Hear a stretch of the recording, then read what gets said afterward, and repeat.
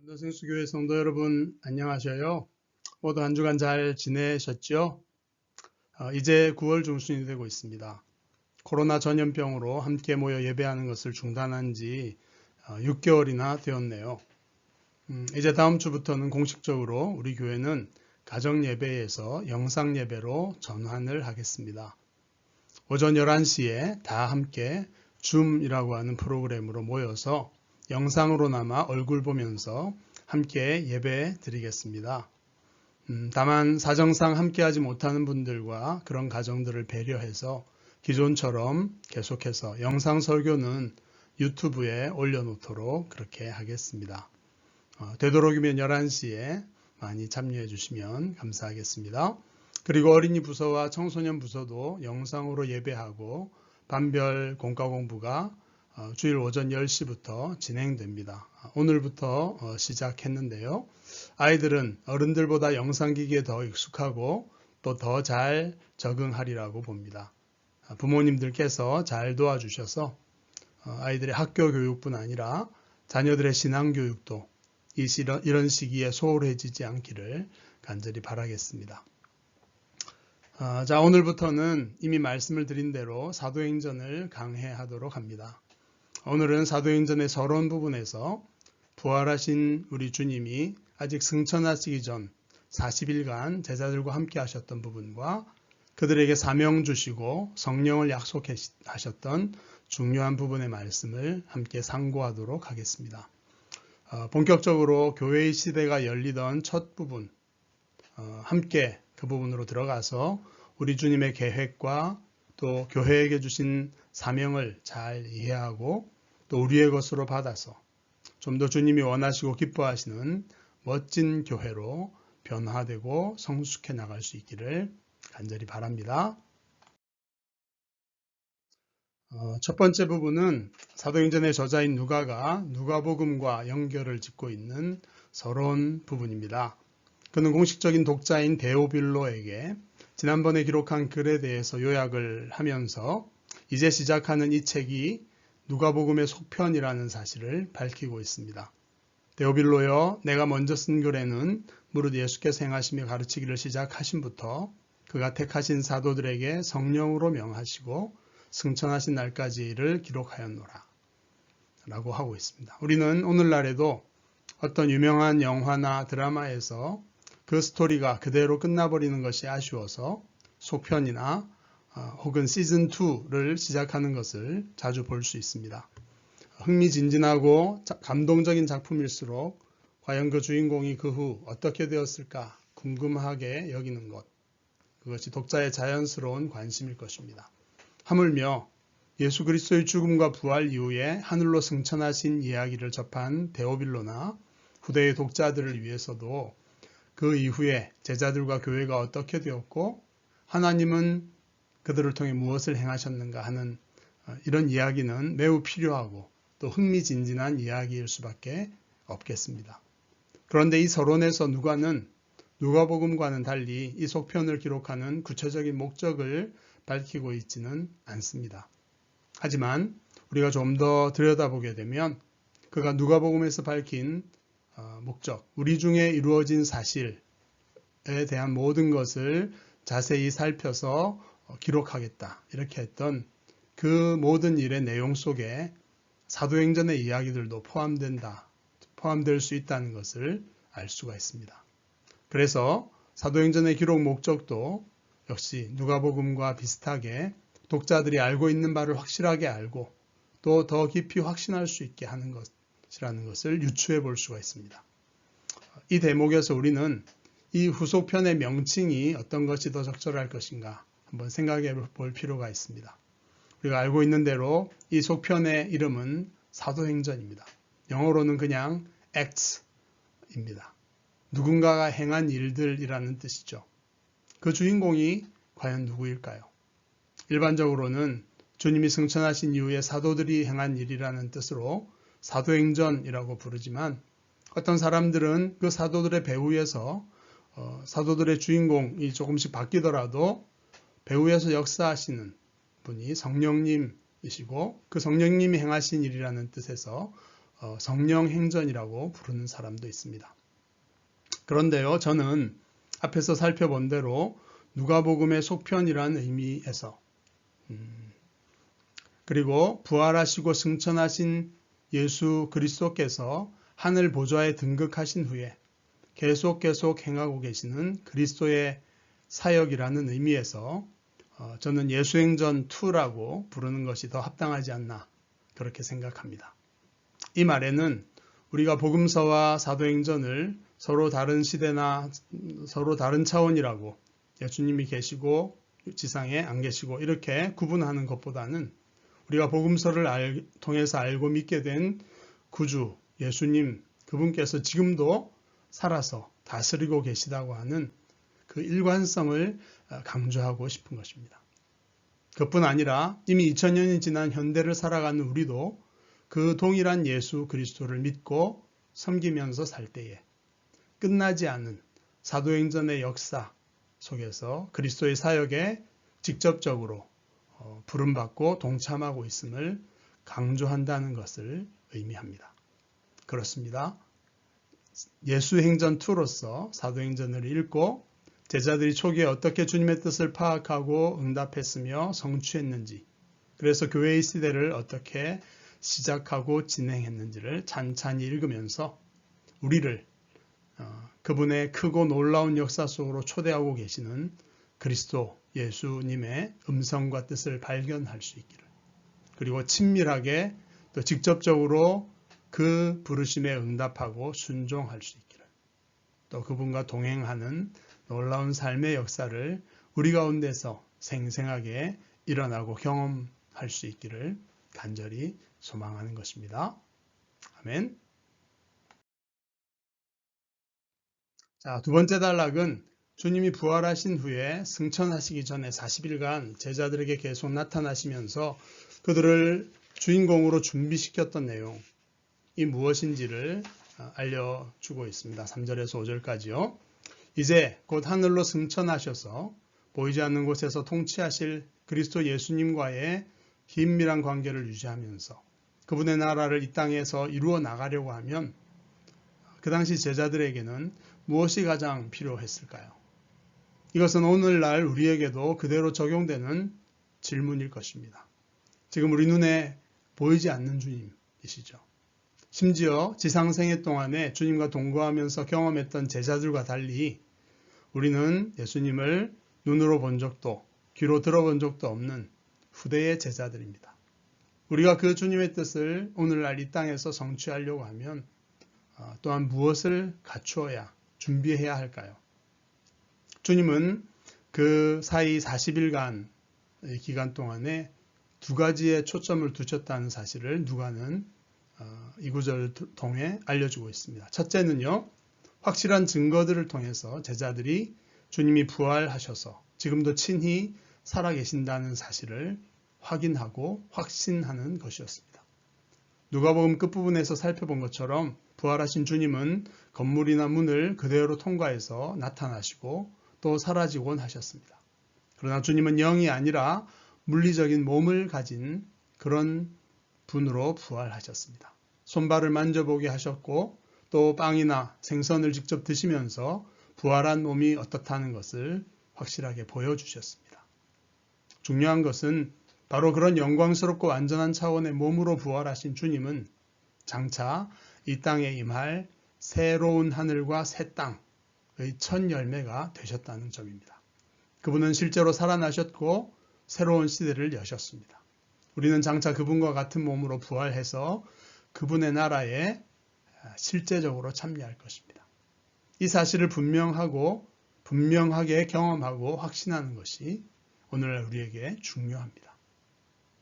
주님이 승천하셔서 하늘 보좌에 앉아 지금 새로운 차원의 나라의 왕으로서 통치하고 계신다는 사실을 분명히 알고 확신하는 것이 무엇보다도 중요합니다.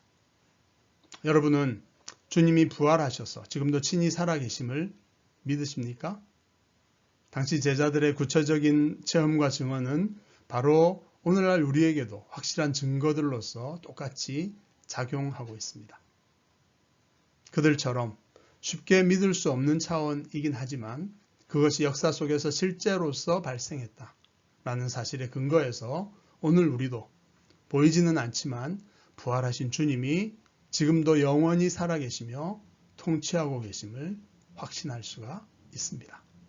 이것이 제자들의 삶에 또 교회의 기초고 출발입니다. 그런 확신이 여러분 모두에게 더욱 깊고 더욱 뚜렷해지시기를 간절히 바랍니다. 두 번째는 성령의 임재와 능력에 관한 것이었습니다. 제자들이 그리스도의 뜻을 파악하고 그것을 이루어가는 삶을 사는 데 있어서 성령을 주시겠다는 약속은 필수적이고 가장 중요한 것이었습니다. 누가는 예수님의 복음서 사역 초기에 등장했던 세례 요한의 증언을 언급합니다.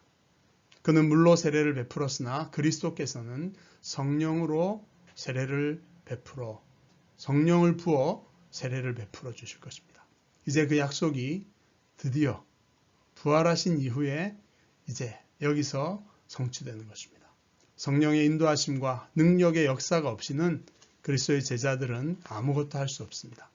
그러나 예수님께서 성령의 기름 부음을 받은 그리스도로서 자신의 지상 사역을 완수하셨던 것처럼 제자들도 이제 성령으로 세례를 받으면 그 지혜와 능력으로 예수님이 하셨던 차원의 사역을 넉넉히 감당할 수가 있습니다. 그래서 주님은 첫 명령이 예루살렘 떠나지 말고 아버지께서 약속하신 성령을 기다리라고 하셨던 것입니다. 이제 그 성령의 오심으로 제자들은 과연 어떻게 그것을 이루고 있는지 사도행전은 흥미진진하게 전개될 것입니다.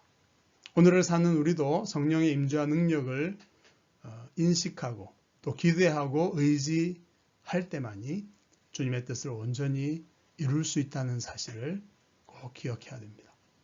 이미 교회에 임하셔서 지금 우리 가운데 계신 보혜사 성령님을 여러분 믿으시죠? 그렇습니다.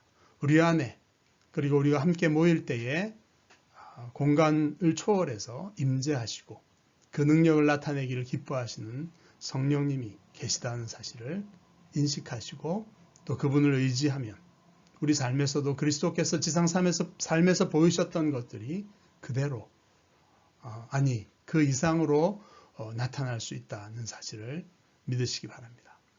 그렇게 성령의 인도하심과 나타남을 사모하고 신뢰하는 그런 삶을 살아가시기 바랍니다. 성령의 계심과 움직임이 생생한 실제로 그렇게 경험되기 위해서는 말씀과 기도가 늘 충만해야 합니다. 우리 내면에서 24시간 7일 동안 내내 성령님을 의식하고 그분과 대화하며 성경에 기록된 말씀을 묵상함으로써 늘 좀 더 성령 충만한 삶을 살기에 힘쓰시기를 바라겠습니다. 참된 영성은 특정한 때나 장소가 아니라 일상 속에서 성령님과 동행하는 데 있습니다. 이제 마지막 단락은 언제, 무엇을, 그리고 어떻게에 대한 주님의 대답을 다루고 있습니다. 제자들은 40일 동안 주님의 부활을 확실하게 알고 믿게 되었습니다. 그러나 그들은 아직도 이렇게 질문하고 있습니다. 주께서 이스라엘 나라를 회복하심이 이때입니까? 그들의 관심은 이스라엘 나라였습니다. 메시아 왕으로 등극하신 주님이 곧 이스라엘을 회복해서 구약에 예언되어 있는 메시아 왕국을 완성하실 것이라는 것을 그들은 지금도 기대하고 있습니다. 얼마나 그때가 가까이 왔는지, 얼마나 곧 이룰 것인지 기대가 부풀어 있는 그런 모습들을 이 질문에서 볼 수 있죠. 마치 우리가 가족들과 자동차로 먼 여행을 갈 때에 어린 자녀들이 아빠 이제 거의 다 도착했죠? 라고 묻는 것과 비슷합니다.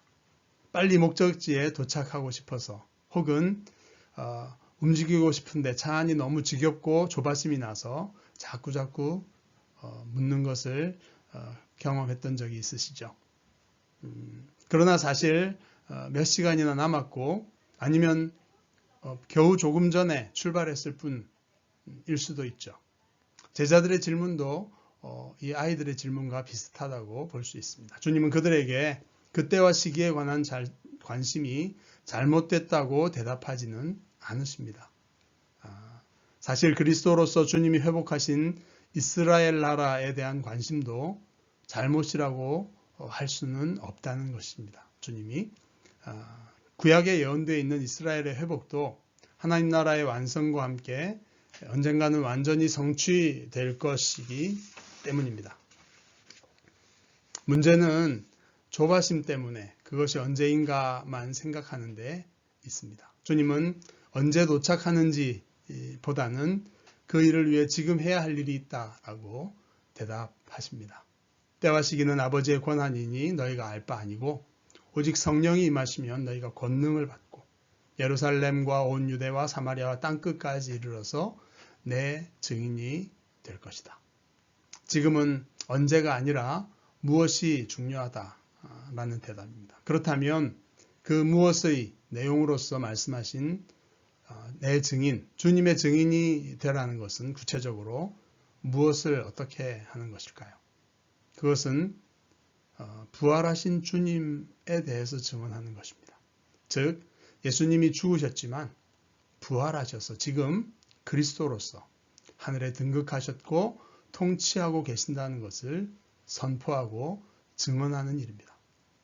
마치 로마 제국의 새로운 황제가 등극을 해서 그 과정에서 있었던 내분이나 혼란, 또 어떤 지역의 무정부 상태, 이런 모든 것들을 다 정리하고 이제 확실한 권력을 가지고 통치하게 되었다.